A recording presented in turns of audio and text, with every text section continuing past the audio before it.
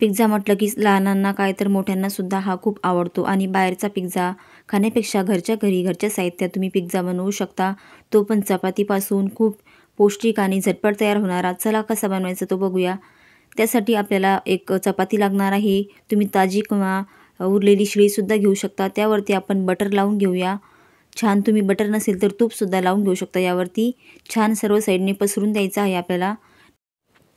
आणि हे बटर लावून झालेलं आहे. आता यावरती तुम्ही टोमॅटो सॉस किंवा पिझ्झा सॉस किंवा टोमॅटो केचप तिन्हीपैकी जे अवेलेबल असेल त्यापैकी तुम्ही एक काही लावू शकता. मी टोमॅटो सॉस घेतलेला आहे.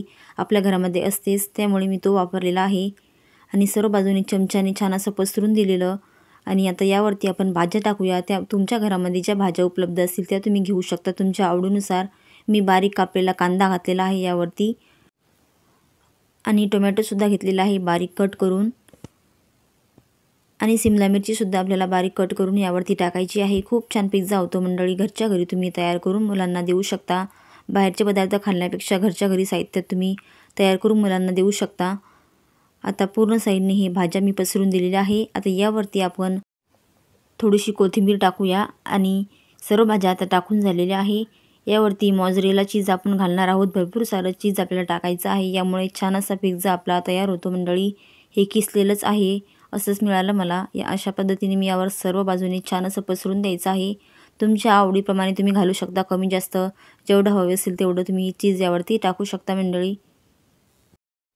सर्व साईडने चीज पसरून दिलेलं आहे. आणि वरतून थोडंसं लाल तिखट टाकलेलं आहे मी तिखटपणासाठी. तुमच्याकडे चिली फ्लेक्स असेल तर ते सुद्धा तुम्ही टाकू शकता. इकडे तवा ठेवलेला आहे गरम करायला. त्यावरती आता बटर टाकून घेऊया.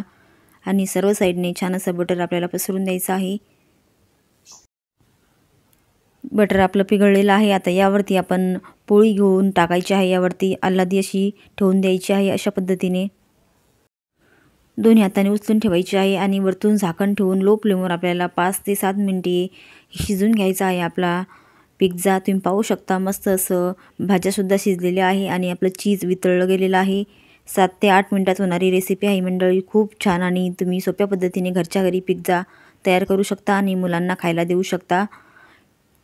आता आपण हा कट करून घेऊया. तुमच्याकडे पिझ्झा कटर असेल तर त्यानेसुद्धा तुम्ही कट करू शकता.